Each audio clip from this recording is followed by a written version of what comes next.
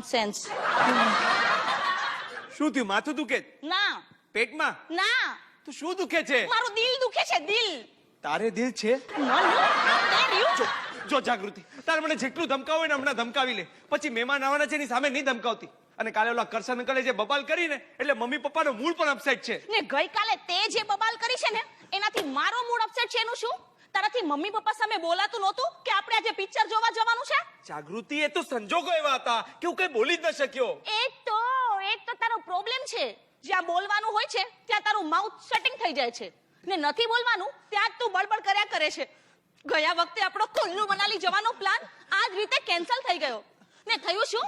પપ્પાજી રાહુલભાઈને Europe ફરવા લઈ ગયા. એટલે રાહુલભાઈ ત્યાં યુરોપમાં ફર કર્યા કરે અને તું ઓફિસમાં બેસીને કામ ને વર્ક કર્યા કરે. અરે મેં કજિલ લઉં છું. ના, મને એમ કે આપણા લગ્નને હવે 3 વર્ષ થઈ ગયા. એટલે ગેરંટી પીરિયડ પૂરો? આ 3 વર્ષમાં તે એકે વાર મારું સાંભળીને લિસ્ટન કર્યું છે? કેમ ગઈકાલે તારું સાંભળીને લિસ્ટન ન કર્યું? તે કીધું એ જઈને નાઈ લે, નાઈને નીકળો, પાછો જઈને નાઈ આવ્યો. જોક્સ મારે છે? આજ પછી મારી ઉપર એક પણ ખરાબ જોક્સ માર્યો છે ને તો તને ડિવોર્સ આપીને છૂટાછેડા દઈ દઈશ, કહી દઉં છું. પ્રોમિસ? મનો જાગૃતિ, તું કે કરે છે પછી કરતી નથી. How der you! જાગૃતિ બહુ કેમ મનોજને ચીડાવો છો? શું થયું બેટા? પપ્પા, આને પિક્ચર જોવા જવું છે.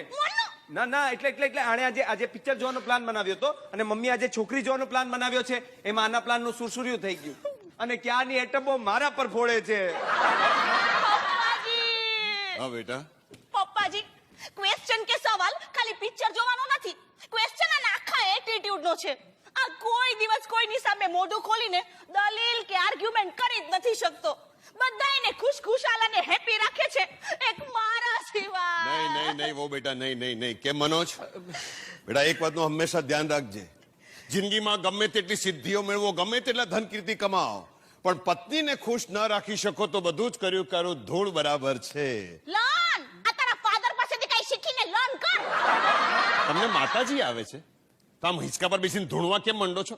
તમારે પિક્ચર જોવા જવું છું, તમે ચિંતા નહીં કરો, મમ્મી અને મહેમાનને હું સંભાળી લઈશ, તમે પિક્ચર જોવા જાઓ. અરે પણ હમણાં કે છે મારે પિક્ચર જોવા નથી જવું. જાઓ, તમે પિક્ચર જોવા જાઓ. હા, મારે નથી જવું.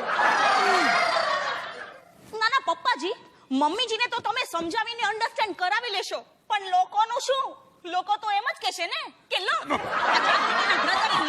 છોકરીવાળા જોવા આવ્યા હતા તો એ જાગૃતિ તો હરક પદુડી થઈને પિક્ચર જોવા ગઈ, એટલે મૂર્ખામાં ખપાય તો જાગૃતિ કેમ? હા, સોરી. ના પપ્પાજી, મારે હવે મૂર્ખામાં નથી ખપાવું, એટલે હવે હું પિક્ચર જોવા નહીં જાઉં. ચાલ, હવે સાડી પહેરવાની છે. મારે? એમાં મારું શું કામ છે?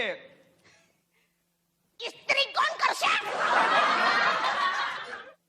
પપ્પા, this is too much. Of course this is too much. તારી બૈરીની સાડીની તું ઇસ્ત્રી કરીશ? પપ્પા, ઇસ્ત્રી કરવાનો મને વાંધો જ નથી. વાંધો તો મને આ સ્ત્રીનો છે. આ સ્ત્રીને હું સમજી જ નથી શક્યો. કોઈ પુરુષ સ્ત્રીને નથી સમજી શક્યો. મેં સમજવાની કોશિશ પણ નહીં કરી. બેટા, હું તને ગુરુ મંત્ર આપું છું. પત્નીની હામાં હા અને નામાં ના કરવાની. ગધેડા નામાં પણ હા જ કરવાની. એ બોલાવે એટલે તરત જ હાજર થઈ જવાનું. કહું છું, સાંભળો છો? એ આવ્યો.